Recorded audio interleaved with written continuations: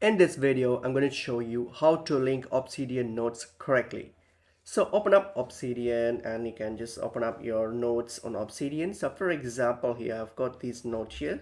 So this is my vacation list. So here I want to link these to my other node here. So which is on each of my travel destination here. So which is like Australia here. It's going to link it here. So on your node here, so just open it up and then place your cursor to wherever you want to link it to. So for example here, I want to link my vacation planner, and in Australia I want to link it to the Australia itinerary here.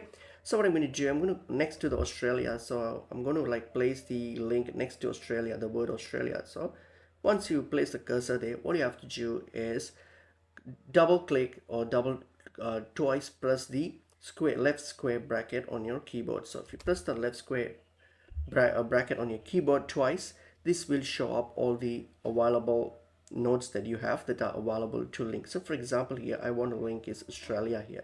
So click on it and that will create the link. And then now you can continue and finish up the sentence. Okay.